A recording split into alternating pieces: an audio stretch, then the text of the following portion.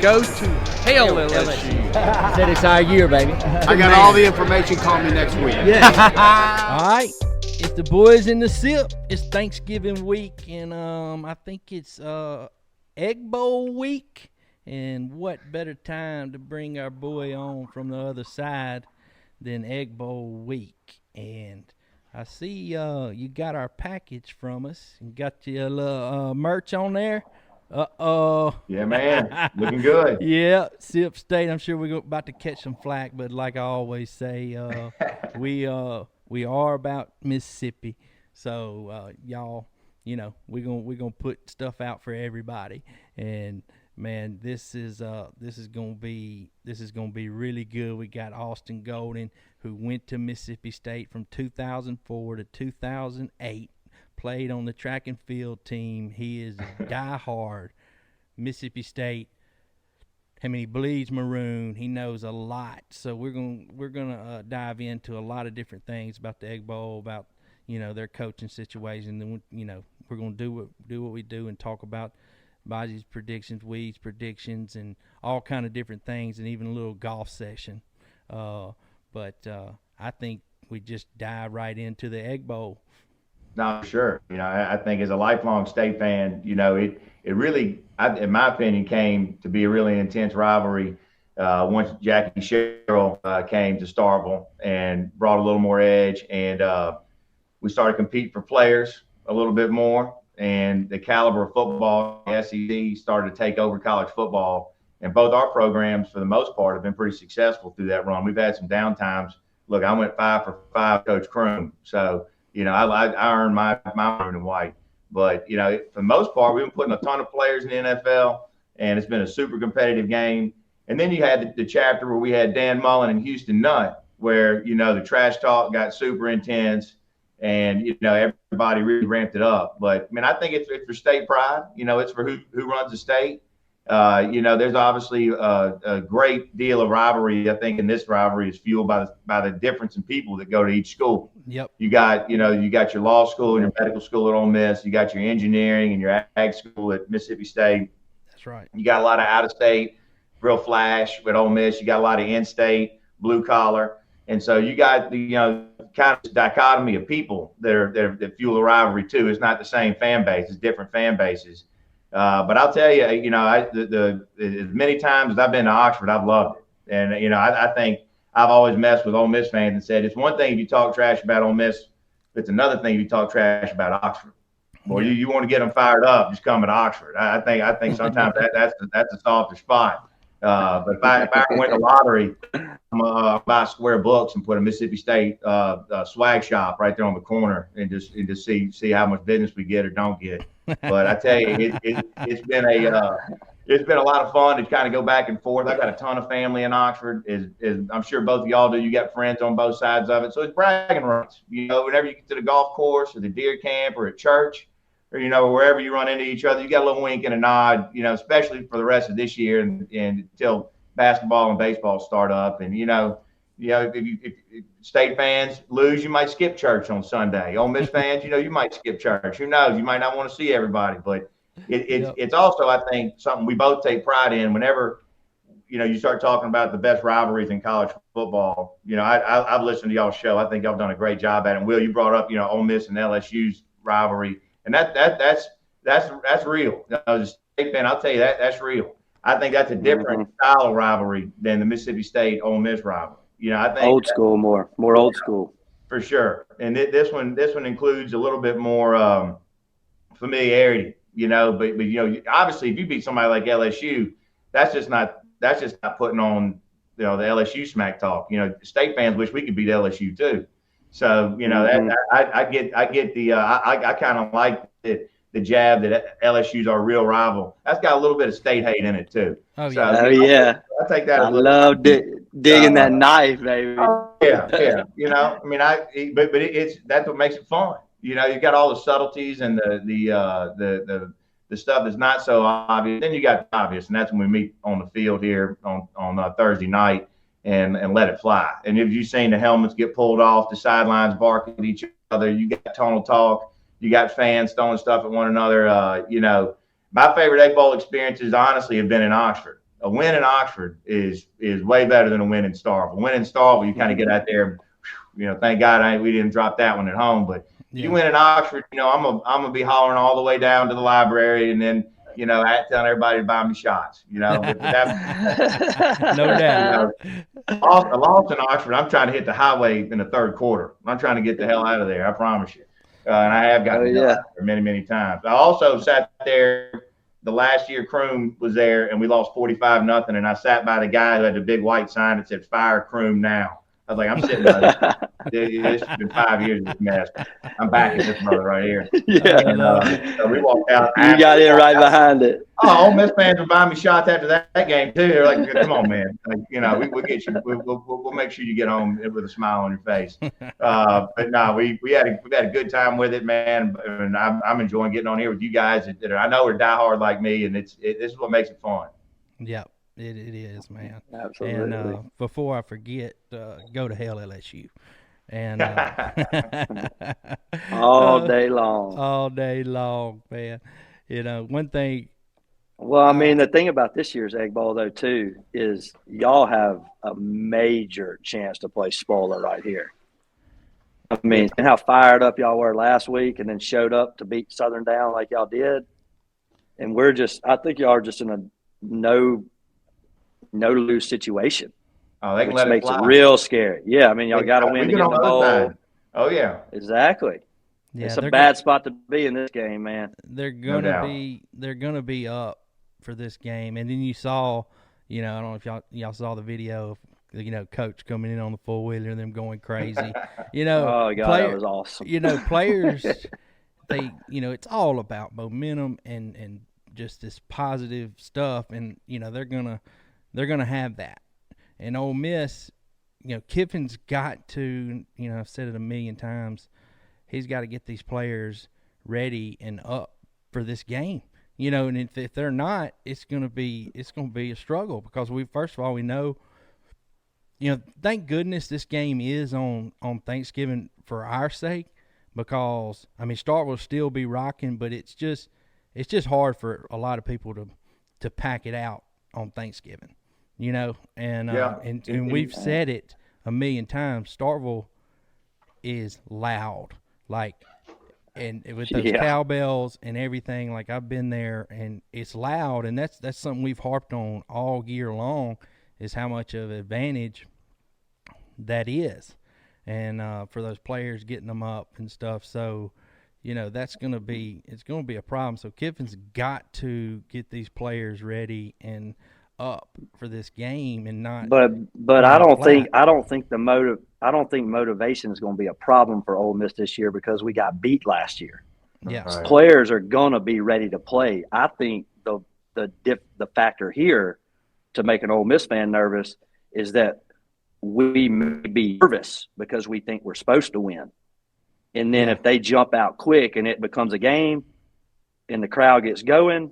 And that nerve, because we've started off rough. In some of these games, we get behind and try to come from behind. In this game on the road, I don't see that happening.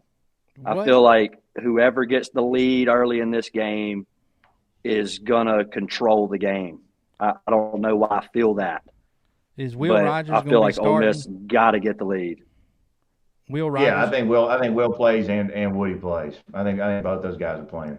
You think they'll go back and forth?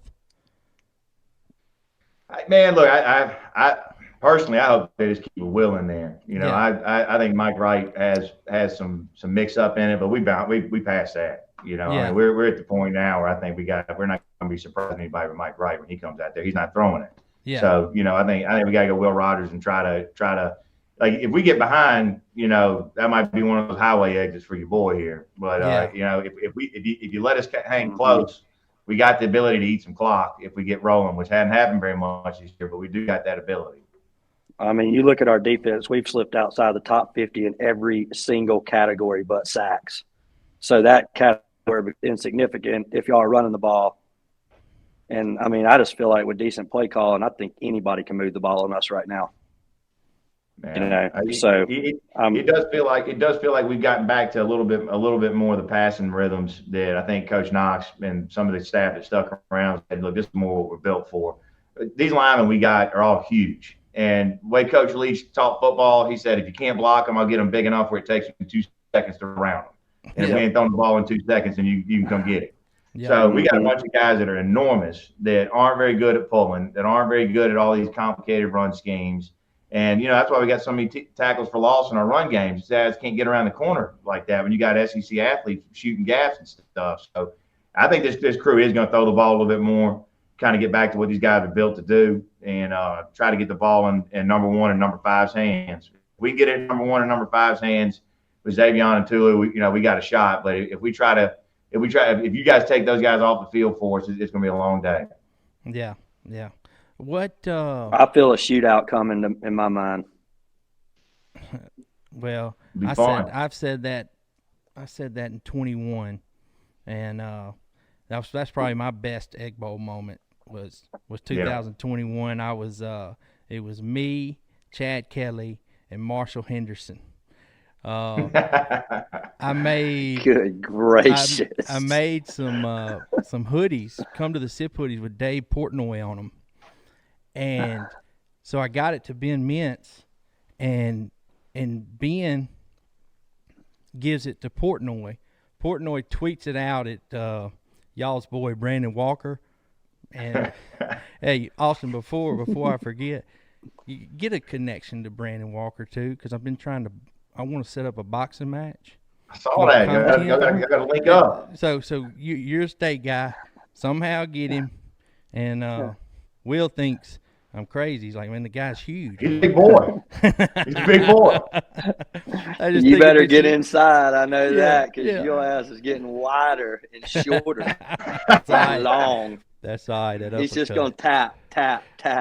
But I know, anyway, you get in and underneath. Anyway, Portnoy tweets that hoodie out before the Egg Bowl, and so Kiffin, during halftime of the Egg Bowl, a highway patrolman came to my house to get that hoodie that I had made with Portnoy on it and take it so he could do the press conference after the game in that hoodie, and he did, and Portnoy tweeted that back out. But that was probably my best Egg Bowl experience with Marshall and Chad Kelly. And I'll tell you this. I thought you better tell me that the highway patrolman came to get Marshall or Chad. I didn't think for the hoodie. Look, I'll tell you this. We were having fun, and the guy and our boy that we had the tickets from, Wee is the man. I'm talking about my neighbor, neighbor, and he called me after the game. He said, "Well, how?" Because we were like kind of in the coaches section, wives and stuff like that. And he said, "Well, how was it? Were y'all, they behave and this and that?" And I was just kind of like, "What do you think?"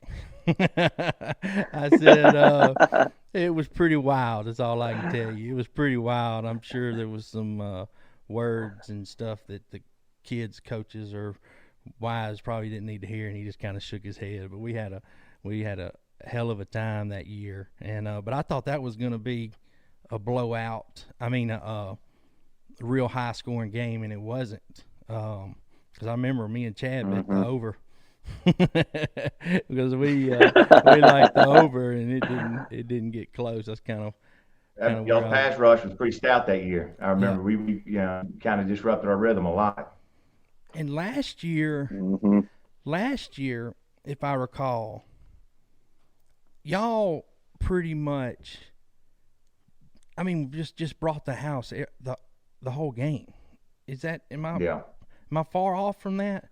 I felt like Arnett runs that 3-3-5. It's aggressive. He likes to bring heat on the 3-3-5, especially only having 3 guys on the front. So, and they were running the same defense this year just without him. But yeah, that whole thing is predicated on coming off the edge with smaller guys a lot.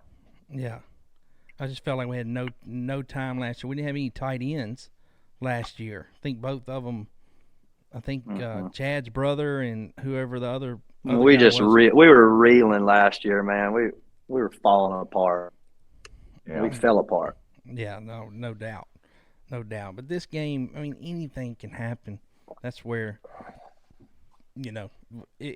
State could not have won a game all year, or Ole Miss could not have won a game all year, and you get to this game and you're like, well, we know what's going to happen. And it's like this year they have the chance to ruin an unbelievable season for us, and that's our best season we've ever had, man. Yeah. And so we're coming up on the best year we've ever had with back-to-back wins. I just hope we can get up for it. So, I just feel this. I just feel like for some reason they're just like last week, and I know it's easy to get that way last week, but why? Like, if you're playing a shitty team, like I would want to get out there and have so much fun and just kill them. Like I remember playing shitty teams in sports when I was younger, and it was so fun because you got to get out there and actually just ball out and not have to worry about anything. And kill the stat line. Kill the stat lines. Like I was up for those games, and I know, man, it's not the same comparison, but like, man, I would, if I was Dart, I was Judkins, I was Trey, I would just be like, man, I'm up for this. I'm fixing to show out. I'm fixing to show out. And Bozzy, go ahead, Austin. No, Dan Mullen used to always tell people you can only get your college team up for about 3 games a year.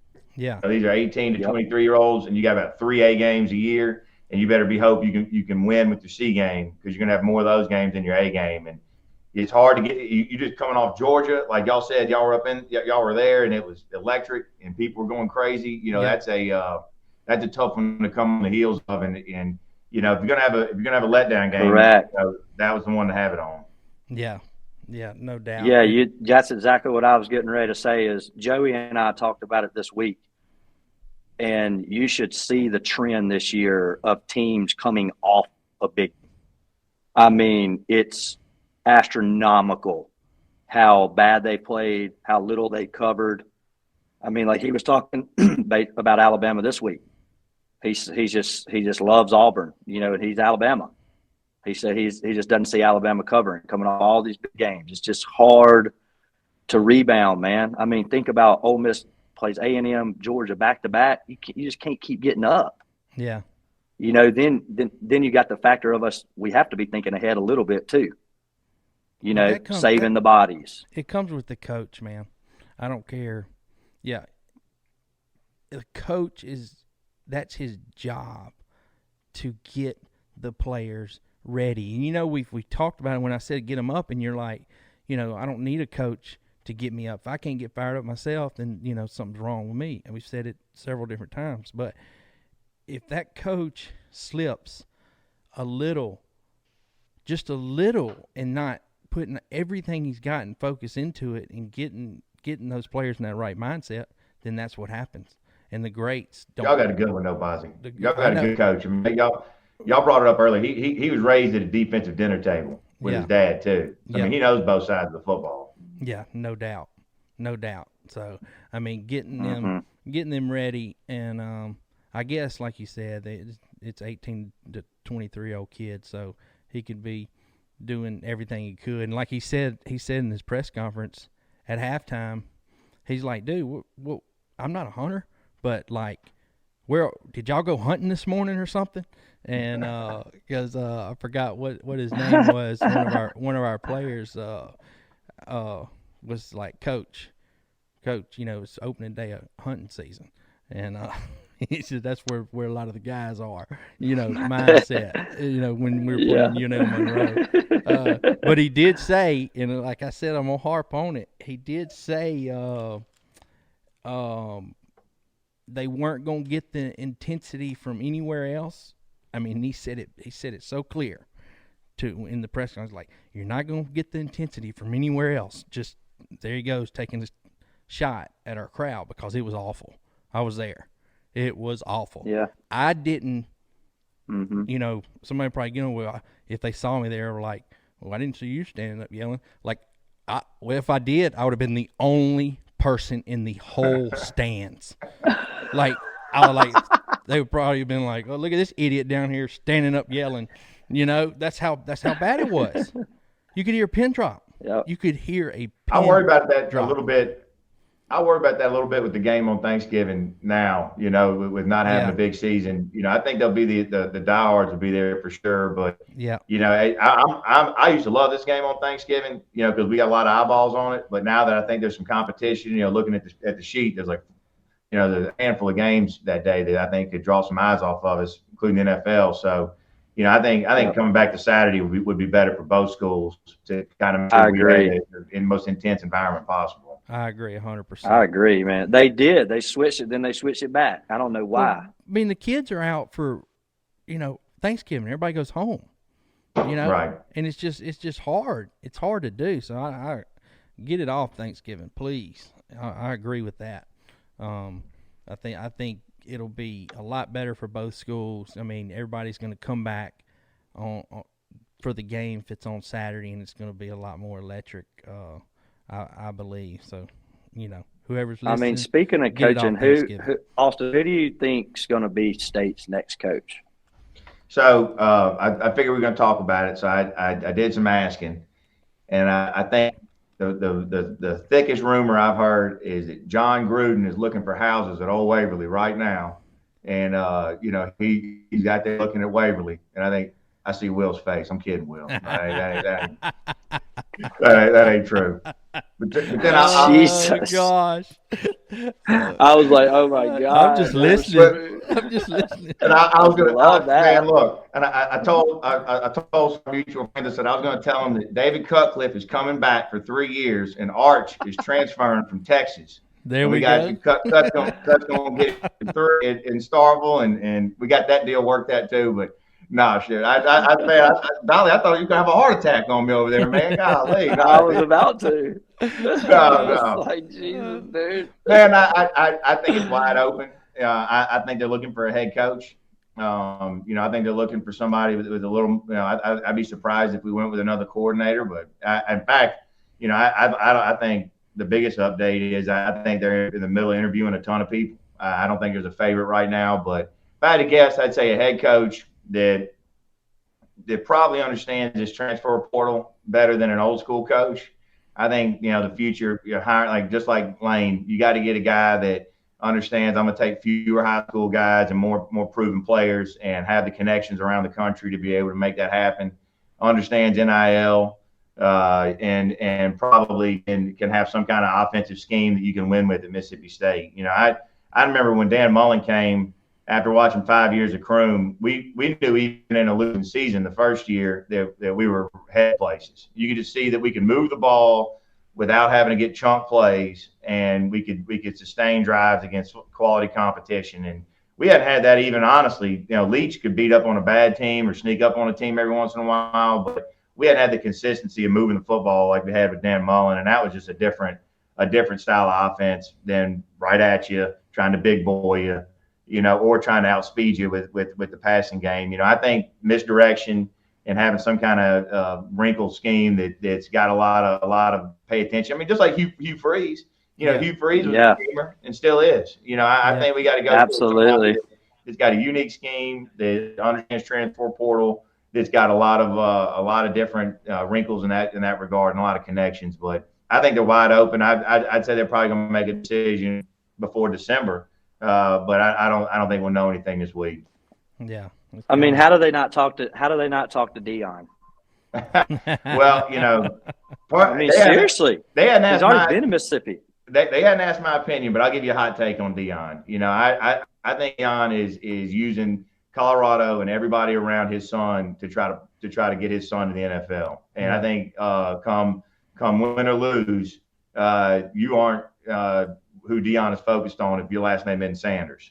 Yeah. And the second, I think his kids are out of college. I think he's done coaching. I think he's headed to the announcing booth to make $5, $6, $7 million a year and probably be on College game day and go in the sun. But I think he's trying. He's got Travis Hunter playing 140 snaps a game, getting gassed. So at the end of the game, he doesn't even look like the player he really is.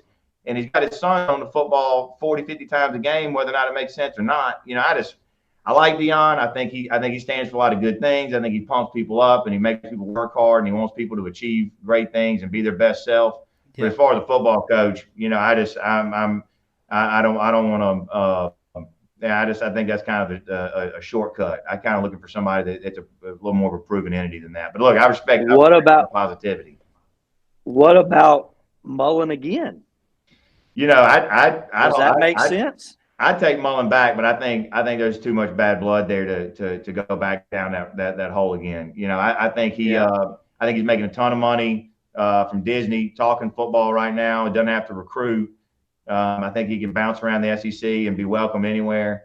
Having talked to him a decent amount about it, I'm kind of surprised he hadn't trying to find his way in the NFL. He's probably making too much money to take a job like that. But yeah. He genuinely doesn't enjoy the recruiting process, and especially with the transfer portal, I think that only makes things worse on what he's interested in doing. And so I think you got to have somebody that embraces the portal and embraces the modern age of college football and doesn't resent it. And I think he kind of resents it. Yeah. Did y'all see the tweet or whatever yesterday that Texas A&M is ready to offer Kirby $20 to $30 million? I got a year. I sent it to you, didn't I, Will? Them some bitches they'll say or do anything. Yeah. They just think because they got money, they can do whatever they want. It really is shameless. They're a joke. It says right here, and we'll pop it up on the screen maybe. Texas A&M is preparing to offer Kirby Smart $20 to $30 million annually to be the Aggies' next head coach. I like that. I like that 33-year-old guy from Georgia for State to look at. I heard his name. What's it? Usmeyer? It's like a weird name. Yeah, he's young. I love tapping into Kirby. Yeah, it'd be good, man. I think an assistant coach. Yeah, it may work. I think an assistant, especially a guy who was coaching with that guy that's at Oregon now. That guy would be an interesting pickup for sure. I'm just addicted. I'm just hung up on getting an offensive guy. You know me, I'm diehard. I'll embrace whoever they hire, but I gotta try to get an offensive guy. I agree. I know a name that I always kind of think about. I'm surprised hadn't gotten a head coaching job yet, and I know he's been offered, and he kind of just stayed a coordinator. Was Kendall Briles? Yeah.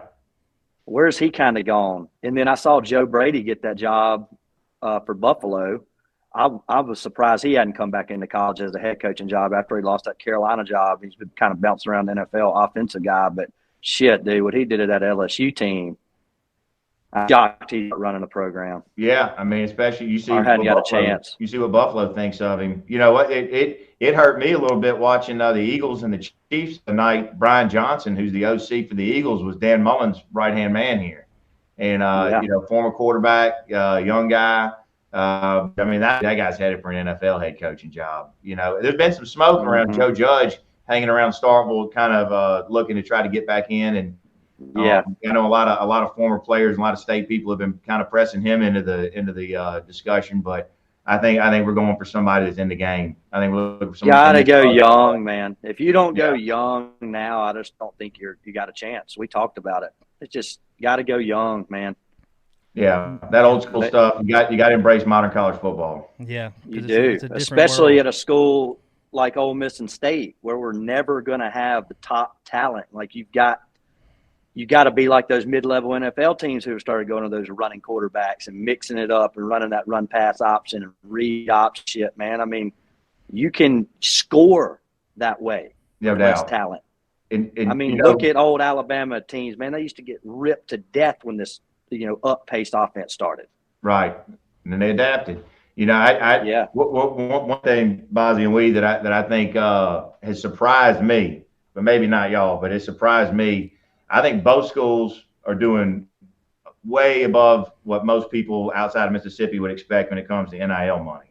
From what I understand about where we are and where y'all are, I think the general public outside of the Southeastern Conference would think we're crazy for spending the money we are in that space. But I think the fans see it as their chance to actually play a part. You know, when you give money to a building, you know, you might get a plaque on the wall, but nobody really knows. But man, when you do that, when you give that, you know, even if it's $50 a month or whatever, when you sign up for these collectives, man, you're an investor. Like, you're not a fan anymore. You're an investor.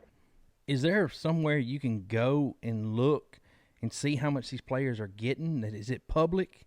Is it, you know, do you think it should be? You know, what's your take on how much these players are getting? You know, I think on three. Go ahead.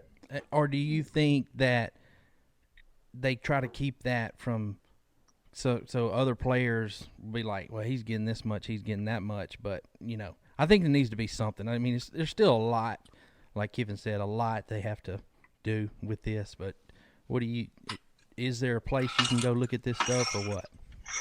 I think there's some websites like on3.com that have the ability to get in there and see kind of what they estimate. I've seen Barstool put up some stuff where they estimate, but look, there is no control over the smaller deals that they do that don't come from our university's collectives. I mean, they can go straight to an alumni or a business and get a deal they want. The biggest thing is even the collective deals aren't binding. You know, there's all kind of stuff out there that I think that's probably a more egregious thing is you can give them all this money and, you know, there is no agreement behind it. It's just their name, image, and likeness. So, you know, I think one, having a budget for it, two, knowing that there's something that you get for it would be a lot with the rules that we would all enjoy being. I mean, what if a guy, you know, you give a guy $1 million, 100%, and he just says, well, I'm not going to play anymore. Is there contracts in there where he has to play? Or no, nothing like that. How long he has to be nothing there? like that. There's nothing. No. Man, yeah. Or when he gets the money, you know, or you know, and it's I think going to have a lot of tax consequence for some of these guys if they don't manage it the right way. I know there's people. That's what I've been saying. You know, that's what I've been saying, man. Yeah, they better. The good ones will have the right people, and you know, I know that's always been a tough spot for a lot of these guys is people taking advantage of their money, but no doubt it needs to be programs set for these guys to lead them the right way with that type of money at that age. You know, they got. As a former athlete, I can tell you, I don't mind them getting paid. You know, but I was on track. I was track and field, so we're not getting NIL money anyway. Yeah. So, you know, this is really driven by public interest and, you know, who can drive the most eyeballs to your program and give you the most success. And, you know, that's supply and demand. So, you know, if there's a $1 million market out there that wasn't being used and all of a sudden it exists, you got to respect that.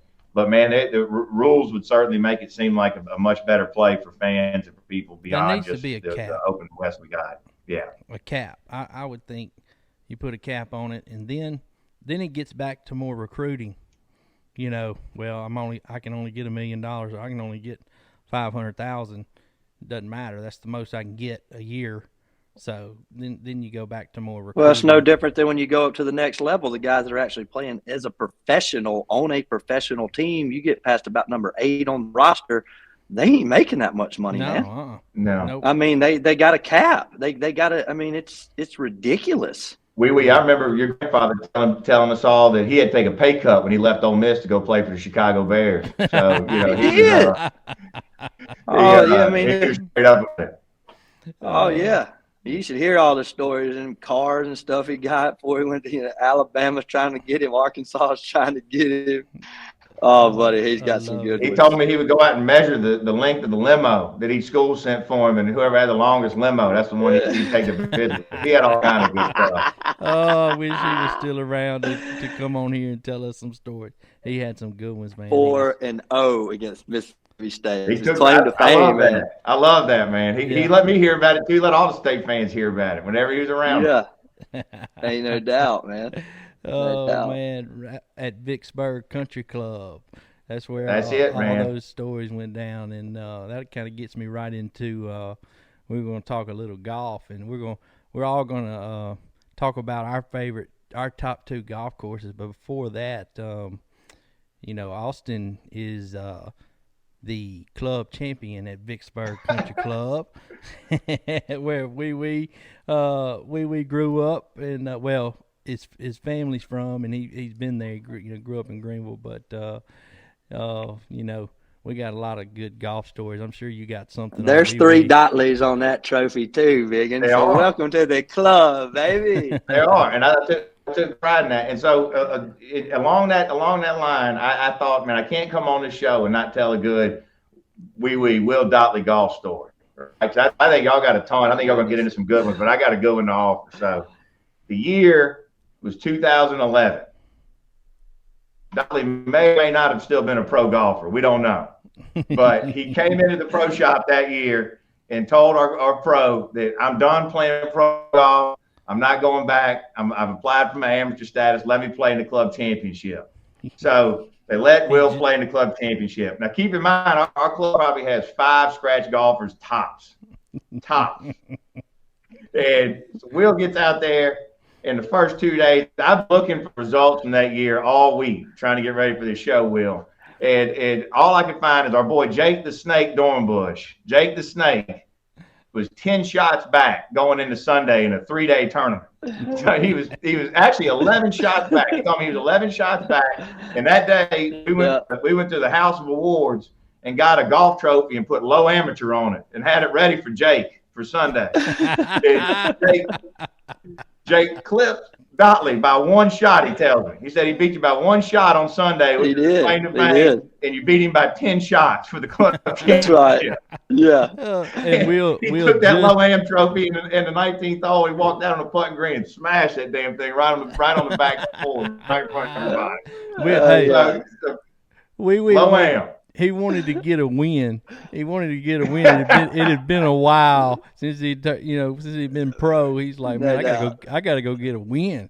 11 shot lead going into Sunday. We got a trophy, a low am trophy made the whole 9, man. It was unbelievable. And I think he just got his amateur status back last year. Was it last year? Last summer. Yeah. This is 2011. Yeah. Took me over 5 years to get it back. It took him 5 years to get it back. Yeah, he promised us. He said, I'm applying for my AM status, my man. Let me play in the club championship with 35 other guys that have a day job, and let me see how I stack up against them. He just wanted to show y'all how it's done. Show y'all. Man. And look, speaking of Vicksburg, my boy and you, Reagan Musser, told me to throw out. He said anybody that comes to Taco Casa during the holiday, from now until the holiday weekend, and says Austin sent you, and Bozzy and Wee Boyz in the Sip sent you, gets 25% off, and told me to tell Will thanks for the free ad. So he said he's gonna pay for one next time, but I said I'll stick a free one in for you on the show. So, there we go. It was Taco Casa. Y'all make sure you Taco Burger, baby. Woo, that's so good. It sounds like don't get any better. When I start getting my food reviews in, I'll make sure I stop by there because I'm gonna start that pretty soon. Because I like to eat, as you can tell. And Ray can take good care of you. I eat and don't exercise, but I'm gonna start back. Austin, confirm for the audience too how good the Beechwood steak is. Look, Beechwood is one of the best steaks in Mississippi, and Will Hood, the proprietor on there, and we'll have all kind of good welcoming one-liners for you when you come in here. You never know who you're gonna see. Go for Monday Night Football. Monday Night Football is a party up there, but a good steak, and you're in the Vicksburg area. Beechwood's where it's at. And no doubt about that. I love it. In the sip, baby. So let's talk about Austin. Give us your favorite 2 and why golf courses, and then I'll lead, and then you finish us off with the top your favorite 2 golf courses in the SIP. So I think my number 1 favorite golf course beyond some of the ones I'm gonna let y'all have the discussion points at. I love Mossy Oak. I think Mossy Oak is coming to its own in the last couple of years. I think if you're a low handicapper, it's a great test. It's firm, it's fast. You got a lot of creativity in there, and I think that's probably the one I'd say number 1. If we were gonna go play for some money, that one's got the most risk reward on it. And, I think number two, I'll go back and I'll talk a little bit about Vicksburg Country Club. You come on down to Vicksburg, we got one of the best memberships. You're gonna feel like family when you come in there, and it is the hardest 6,000-yard golf course you've ever played. You're only gonna hit driver about 4 or 5 times, and you're gonna hit a ton of 5-irons in the greens. And the greens are tiny, it's small, and it's a great course to gamble on too. I mean, but I'd say, and they're kind of a lot alike. You got to pick your spots off the tee, and if you miss around the green, it's going to punish you. So you got to have a good short game. But Mossy Oak and Vicksburg Country Club, I throw those two out there for anybody that's been hesitant to try either one of them out. I think you'll love both of them. Yep. I'll tap in there. Vicksburg Country Club's got the best set of par threes I've ever played. How about that? Like, go get you a dose of those 5 par threes. Yeah. And if you ain't played it, you got to go see it to know what I'm talking about. I mean, those par threes, I tapped my hole-in-one total way up there them little 6 years I lived in Vicksburg playing them 5 par threes all the time. Oh, yeah. I got to double digits in Vicksburg, baby. My man. Oh, yeah. Yeah. Well, I was thinking about this because Will was, saying we need to either Austin or Will, I can't remember, was talking about, let's talk about, golf courses in Mississippi. In your favorite, and it's really hard to, if I was going to nail it down to my favorite golf course in Mississippi. And obviously, I think there's just different categories that makes your favorite. My favorite that I've ever played is Quail Hollow. And, reason that is because it's probably the nicest. It's the setup is still, it's old school. It's got the trees and I'm not a big links guy style golf course. So, and going on your Mossy Oak is like, I love that golf course. It took me several times to get there. And it's like Austin said, it's designed, your average golfer doesn't, if they go to Old Waverly, they're going to play Old Waverly twice, 3 times, and they're going to play Mossy Oak once. That's it. Because it's just not, it's hard.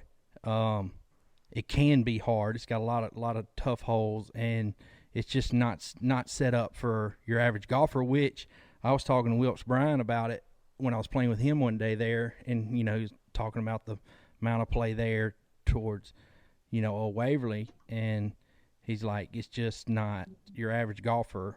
It's not set up for them, and they just don't like it.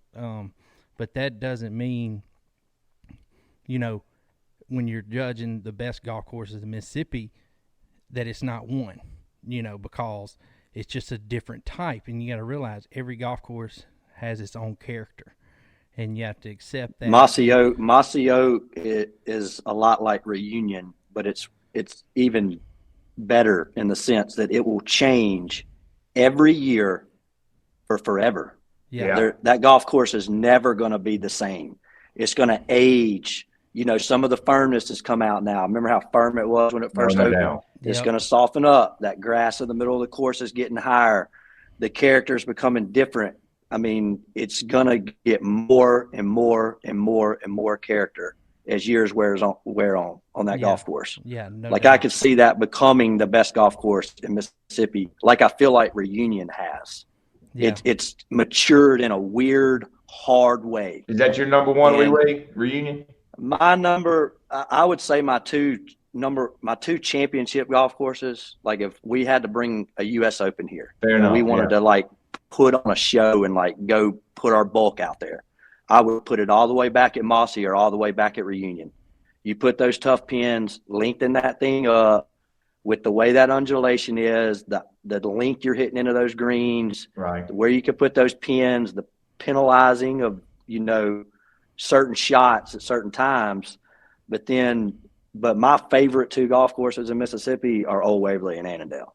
That's good. I feel like if you hit a bad shot, you're going to get punished.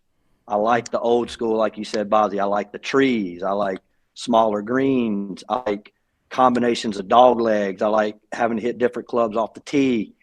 I like thinking my way around. And then also I love courses where you're dead around greens in certain areas, or certain misses are so penalizing.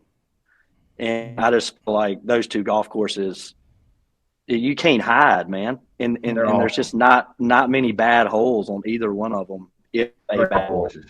Yeah. Yeah. I mean, they're so hard in a good way, but you can tear them up if you go right down the middle on the green, because you can get inside 20 feet a lot, versus like Reunion and Mossy, get the best 7-iron, 9-iron of your life, and you may be trying to steer 40 feet from the hole, so, but those four to me stick out. I mean, Fallen Oak down there is a good, pro golf course. Yep.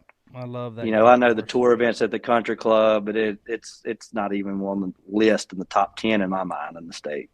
I like dancing rabbit courses. You just got to, it's just a matter of what shape they're in. They've been up and down through the years. Azalea, when it first came out, I mean, you can get any better than that. Yep. Over there at Dancing Rabbit. If you, like I said, there's so many different categories. So I would be like, championship wise, I would say Fallen Oak in March, like they used to have the, senior, when they had the senior event, when they had it all overseeded. And I got to play it a few times. Yeah, but they still kind of tear it up, man. It's visually great, but it's not all that tough. But it's kind of like Canebrake to me. Yeah, but I'm just saying that's why I like it so much, because it's visually great. And then with that overseed, and it is a good layout. So, championship-wise, like having that look, not saying that, right. I'm ready to see the tour event at Mossy Oak or at Reunion from the tips, and I don't think the win gets to double digits under par, if it's got any firmness at all. Yeah, if they get where they can put the pins. Yeah, if they can get the rough. The rough's up at Reunion. The rough ain't never coming down at Reunion, buddy. Yeah, they watered that place. Austin, Oh, yeah. Troon Golf put enough water out there the last century. Look, they got enough play. They got enough play going around out there. They got money falling off that course. They ran all the out of town members out of there. So now. Yeah, I knew you'd have a little sour taste in your mouth about that. They did just make a lot of changes. There's not when you were a member there, there's not one person working there anymore that used to work there. I believe they have cleaned house. They're trying to turn it around. Shout out to Reunion. I just joined. They let my golf team come out there.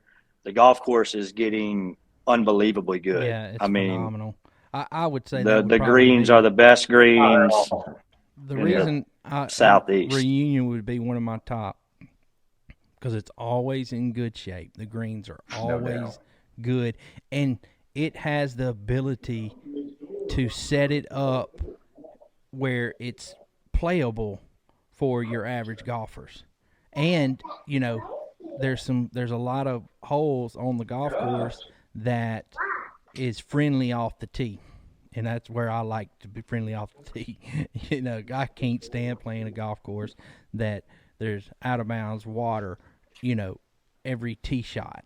And so Reunion does have a few. It's getting less friendly off the tee with the rough growing in. I don't care about because you got so many greens that run front to back. So if you don't get the ball in the fairway out there, even though you're in between the trees, because it is wide open between the tree lines and out of bounds and the water, and there's a lot of bail. Yeah. But then you can't get the ball inside 50 feet. I mean, you can't even get the ball on the green half the time because it just bounds over out of that rough. And you're not hitting short irons into the greens if you're not playing, the member tees. So that golf course is becoming tough, man. My favorite, I'm sitting here thinking about it, but my favorite golf course in Mississippi is Hattiesburg Country Club. That's a good pick. And it's because I love the pine trees. Like I call it the little Augusta of Mississippi. It's framed up. And shout out to Carter Calloway, by the way, taking over. Charlie was his dad, one of the greatest, man. Yes. I mean, we got a good taught me so much about golf. We got a good gambling story with Charlie.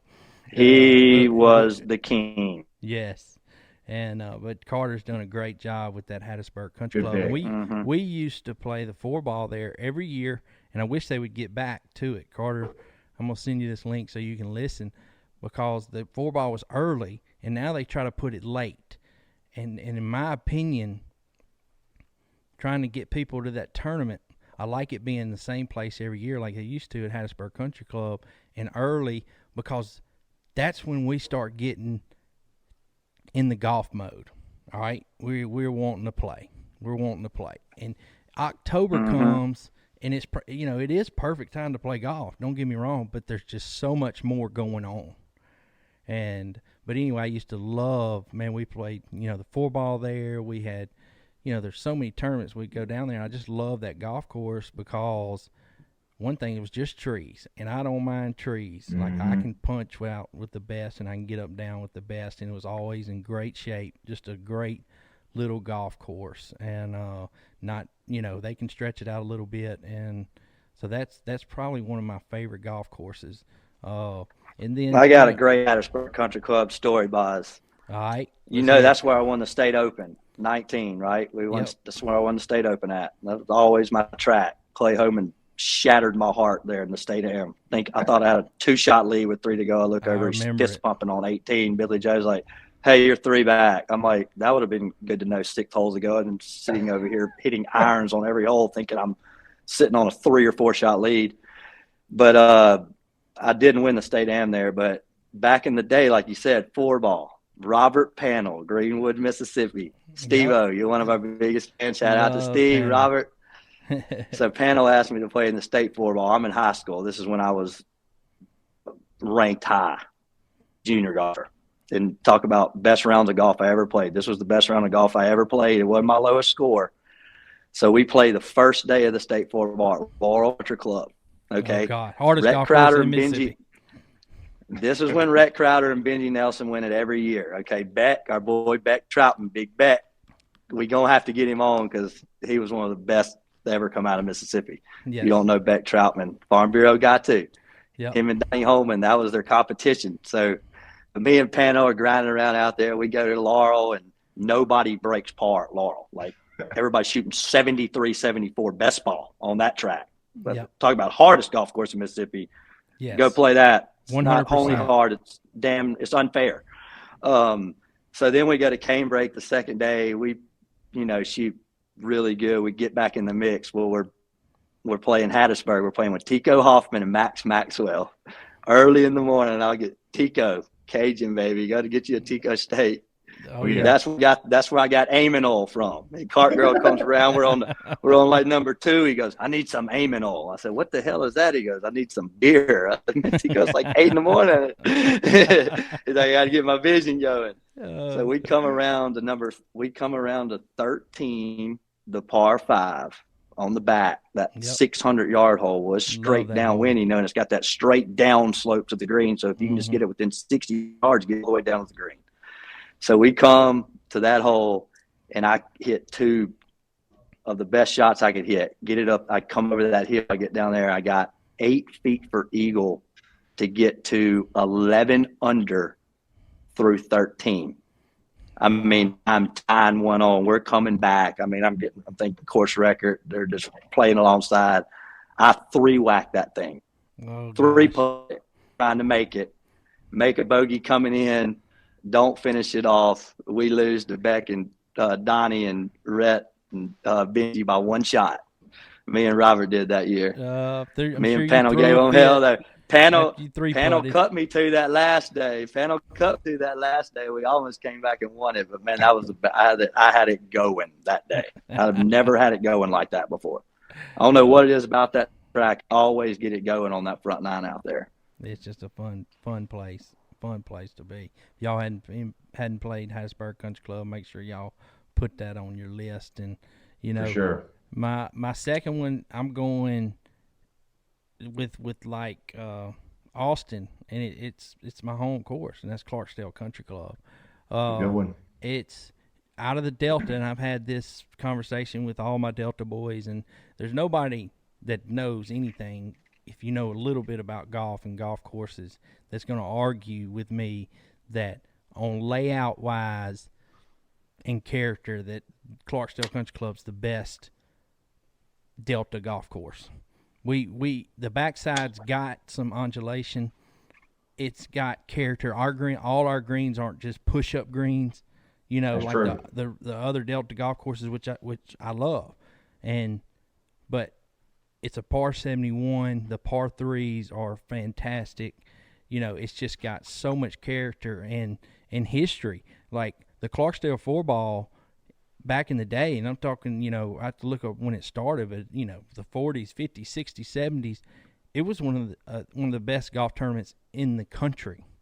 And the way they did it, all the best amateurs, in the country, you came and you qualified on Thursday, and then you played match play on Friday, Saturday, Sunday, and they flighted you, but they took the top 16, got into the championship, and it would be Tim Jackson, Danny Green, some big names there, and they said there would be people just everywhere, and the party was just unbelievable, and I hate that I missed that, and because they had to quit. We still have a 4-ball. Well, I don't even know if we have a 4-ball anymore, but one thing about doing tournaments like that, it's hard for people to get away for 4 days.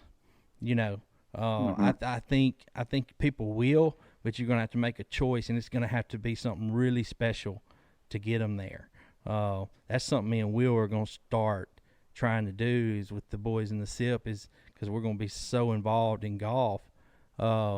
Is putting on a golf tournament, and also we're going to be going around to all the golf tournaments this year, setting up, doing live podcasts, live interviews to all these 6-mans, to the Greenwood Invitational. That's the best golf tournament in Mississippi when it comes to individuals. And Greenwood is one of my favorite golf courses, especially gambling golf courses.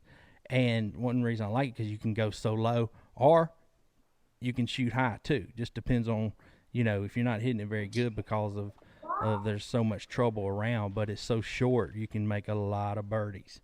So how many guys from the Greenwood Invitational this year made it to the match play in top 16 of the U.S. Mid-Am? Like we had 4, 5, 6 guys? Wow. You had Joe Deraney, who won it, and it was one Greenwood, not the U.S. Mid-Am. Yeah. Greenwood, but yeah. But he won the Canadian Mid-Am. The guy's, I would say, the best amateur in Mississippi. And then we got a new guy. I call him new guy. That's on the Mississippi circuit amateur now, and that's Brett Patterson. He lives in Oxford, not from Oxford. He lives in Oxford, and this guy kind of the past couple years has come on the scene. He can play. So he went and he got to the match play of the USAM, right? Mid-Am. Or Mid-Am. And you had Brett Patterson, Joe Deraney, who's our boy that played with we got in the 3-man scramble. Your boy from here, Bryce Wilkerson. Oh, Bryce Wilkerson. Yep. He was one. And I'm trying to think of the other one, but we got some unbelievable golfers in Mississippi, and I can't wait till golf season and get that going, man. And we got some great golf courses, so that's kind of where we were going.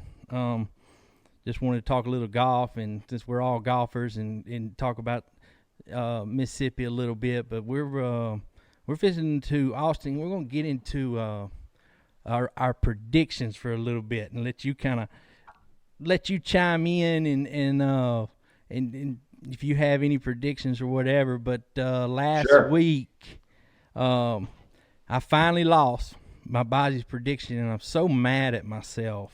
I told Wee, and I was even talking to Dad. I was like, man, I said on the show that I might even pass, because I looked at the card last week and I didn't like anything. And I forced a play just to put it out there. And,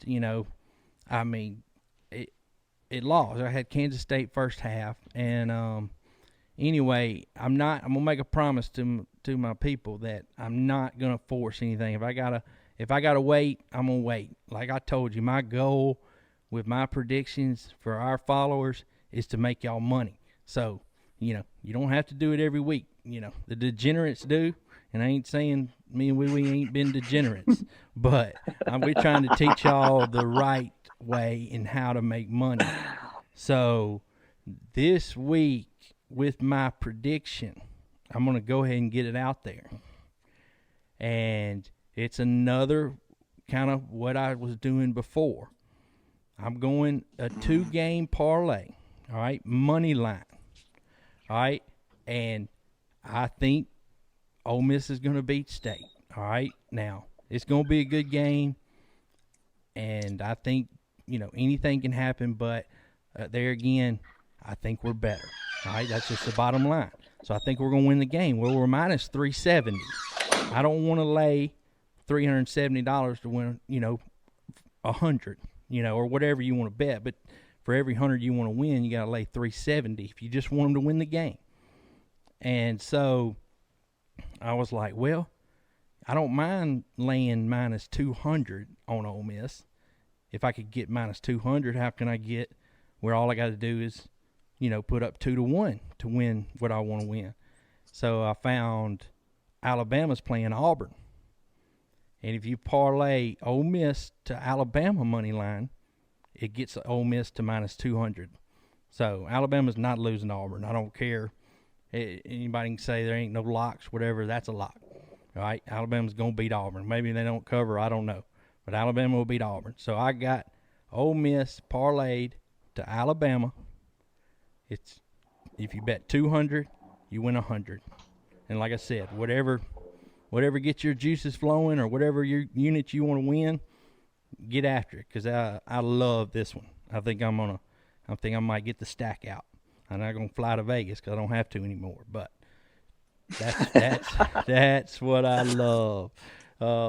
Is Ole Miss money line with Bama money line. That's gonna be the Bozzy prediction this week, and we'll get to start off on Thursday.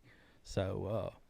All right, so that's my Thanksgiving prediction. That's all I'm going to do. I know there's a lot of games and stuff. I'm going to let, Wee give y'all he's probably got a 4-pack if I had to guess. He went 2-2 last weekend. His theory. Thank you, Mario. Yes. His theory held true, 50%. That's why he likes to pick 4, and it could have very easily gone 4-0. Miami should have beat Louisville, but I told Will, I said, quit betting on bad coaches because Miami's coach is terrible. He's terrible. And that timeout there right at the end of the game, they got first and goal on the 3-yard line and can't get it in and then have to use a timeout, which was so crucial. How can you not? Minute and 19 seconds, you got all 3 timeouts, 4th and goal from the 3, and they used the timeout. It's cost them 40 seconds. And then they miss it and then get a 15-yard penalty for pushing the guy in the face. Yeah. Then they actually get the ball back, get another 15-yard penalty. So not only can the guy not coach, not use timeouts, the players have zero discipline. Yeah. Gotta go. Yeah. He's a disaster. I think he'll be. I couldn't forgive him for that. Yeah, he's just a bad coach. They were undefeated. Before when he didn't take that knee, and then look now where they ended up. Yeah, and they got talent. They have talent. So, but anyway, we went 2-2, and you got. Are you still looking? You got anything? Yeah, I'm still searching. I'm still searching, but I don't have them finalized yet. I got you. I got you a little. I got you a couple here for you. Right. I want you to think about. Talk to me. First in the Egg Bowl. I think the line I'm looking at. What line are y'all looking at? I'm looking at it at 11.5. 11.5. Yep. So I love points, and I don't know if we're going to win the game or not. But like Lee Corso, I got to put the headgear on. I love it. Here's the Corso way. I don't know if we're going to win, but I'm taking the dogs to cover.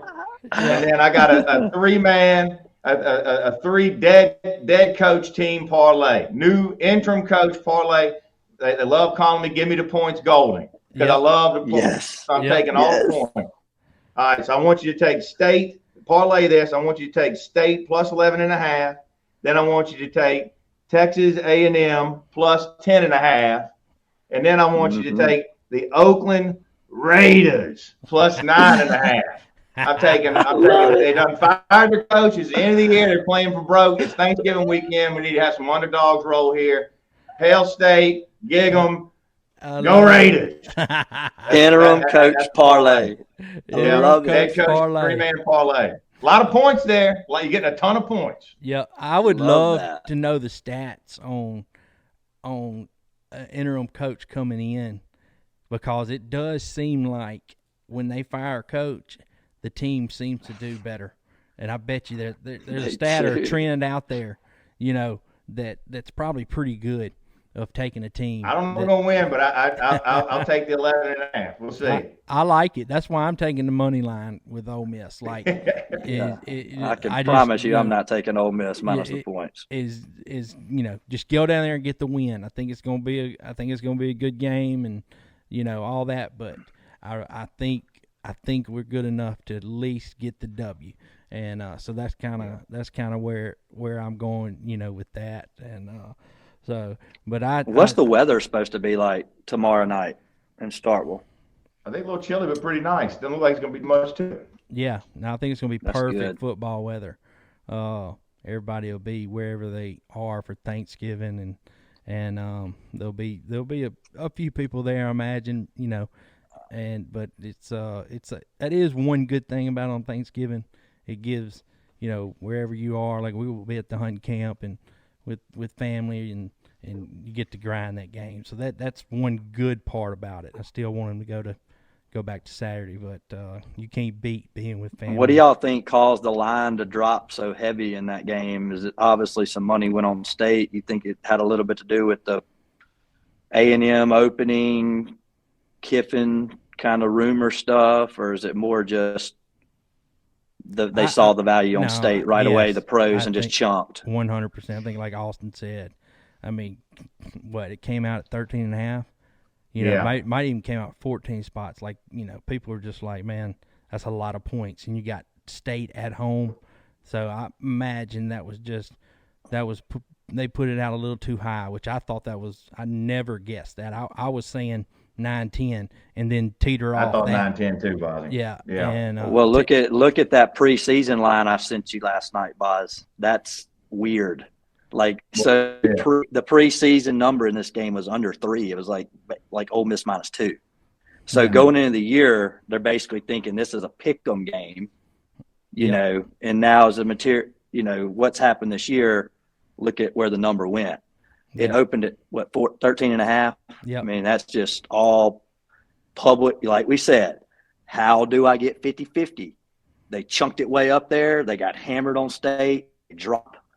Now they're probably getting a lot of, public Ole Miss money kind of weighing it back down in the middle there. But, yeah, I mean, that seems like a pretty good number, 11. I like that number for this game. Yeah. The Alabama line seems low to me, 14.5 with Auburn. But I know they're going to Auburn. Auburn just I have no clue what happened to them last week. Like, man, somebody had to be. They were looking ahead, man. They were looking ahead. But I believe New Mexico or New Mexico State, one of the two. I just believe they were probably a little better. I went back and started looking at their schedule. They manhandled them up front, man. I was like, man. Dominated them up front. Why did I not look into this game a little more? Because, I've been on Auburn. On and against Auburn all year. Auburn all year, and I knew that they don't have much talent. Freeze got them a few wins, but obviously New Mexico State wasn't near as bad. Obviously they're a pretty good team. To go in. They won their conference, and they got the coach. I mean, Keel. He's an unbelievable 26 coach. points, and I know it's Monday morning quarterback, but man, looking back at that, it's like, man, how did we let that one get by? With a team that's pretty good. But was just saying, like I told you, I don't know how we let Mississippi State get by. The fact that they were favored that much at Southern with everything going on, it was just sticking out like a sore thumb. They were about to blow them out. Yep. No doubt. Well, I told I always I like to we like to tell stories and gambling stories and this and that, but one reason we got Austin on one of the first after the first episode or second, Pascal texts me and he's like, man, Austin shot me a text and said, man, you seen what Wee and Bozzy's doing? I like it. I love it. And Pascal like, you need to get him on one for a show. He's like, he loves this kind of stuff. So that's kind of where we got to it when this and the Egg Bowl. But I got a really good gambling story with me and Pascal. And I can only tell, I'm going to tell the PG-13 version. But so it was year 2010. And I know this because I've got some evidence. And it was February the 5th. February the 5th, 2010. I got a parlay. All right, I've hit the first three. And I had some big money line dogs in the early part of it. And like Will says, we like to close it out with a late game. And I closed it out with Texas when Kevin Durant was playing for Texas. So, and he's a baller. And the parlay paid $34,000. All right, it was with a guy in Birmingham. God rest his soul. Wee told me he's no longer living. And but anyway, I text Pascal. I said, Pascal, if Texas wins tonight, I said, I'm booking us 2 tickets to Las Vegas. Pascal, he'd never been. He's young. I mean, I'm young. But Pascal's, how old is Pascal? He's 4 years younger than me. Pascal's probably 36 now. Yeah. 30, yeah, so he's 4 years younger than me. And I texted him. I said, so grind Texas. And I said, I'll book us the flight. We grinded that game. Texas wins. I win that parlay. And people just, I don't know if I should say it or not, but that money got overnighted shipped to me. And and I booked the statute of limitations. Yeah. And I booked the plane, and I got us a room at the Aria, which was very new, to Vegas at the time, and just very modern, awesome hotel and casino. We get on the plane, we head out there, Pascal just loving it, first time. And I was like, well, we got 34,000. I said, let's I'm about to show you what Las Vegas is all about. And man, I'm gonna tell you, we had the time of our life. It's something I'll never forget as long as I live. And people whenever on the show or watch this, be like, that stupid idiot went out there and spent $34,000, But every penny, and we did not gamble one time, not one time. We never wait. We went to the best clubs, and there'd be a line, 100 people, whatever. I said, Pascal, we don't wait in lines. We go up. I'd have wad in my hand. I said, we need the best seat in the house. They give us the best seat in the house. I went and got. I said, Pascal, we gotta play the part. We gotta look good. I went and bought a $3,500 custom coat. Yeah, I mean, it got stolen from the Bellagio, and it was the best coat. I mean, it was so good looking. It was black. I went and bought some Louis Vuitton sunglasses. Pascal, we fixed him up with a coat. I was 26 or something. I wasn't married or anything like that. We had some, company, and we had a ball. We ate. I'm talking about lobster steak. We went and got massages. We went to the spa. We did everything. But Sunday, when the plane comes around to go, I said, well, I said, well, we did it. We spent it all. And man, thank God you booked a round trip ticket. Yeah, round trip. We had enough to get a Coke on the way home. But man, it was man, it was so fun. Pascal, he's I know he's a good buddy of yours, Austin. He's one of the best guys there is. Ain't no doubt. And I can see why you took him, because he's down and he's got a smile on his face and he's ready to roll. So that's a great guy to take out there. Always ready to roll, and just he's just a happy guy, and that's what I love about him, and I wish more people would be like him, because it's fun to be with people that are happy, and that's why I wouldn't change it for the world. That money could have, if I'd have put it somewhere, it'd probably be worth about $300,000 right now. But I wouldn't. I wouldn't. You wouldn't have that story. I wouldn't have that story, and that's just more the audience gets to know me. That's just kind of how I am, and yeah, for sure. I like to have a good time, and I don't mind spending money to do it, and but that was a good little gambling story. One of my favorites. One of my favorites with Pascal. So I told him I had him a surprise on this show, and that he's probably going to be going, oh God, oh God. Oh me. Well, man, y'all, it's Thanksgiving, and everybody, y'all just realize that what Thanksgiving's about, and this Egg Bowl week, yeah, we can have some fun with it, but bottom line is we all love each other, and we want the best for everybody. Everybody have just a fun time being with family and friends, and that's what this week's about, and hopefully we get a good football game out of it. So for sure, it's gonna be a fun week. Austin, man, thank you so much for coming on, man. Thank you. We're gonna have you on again for sure. There's cool. no It'll doubt. Be a lot of fun. No doubt. Look, flash up the new merch. Like I told you, we're a little sip state. We're not 100% we can get away with it yet. We're gonna make sure. If we can't, I mean, I don't know. Ask permission. Ask forgiveness, not permission. Yeah, that's correct. Correct. That's correct. I mean, if we can't, like I was talking to Travis before we started the show, like this SIP logo with the state of Mississippi, we can color scheme it however we want, and we got some great schools in Mississippi.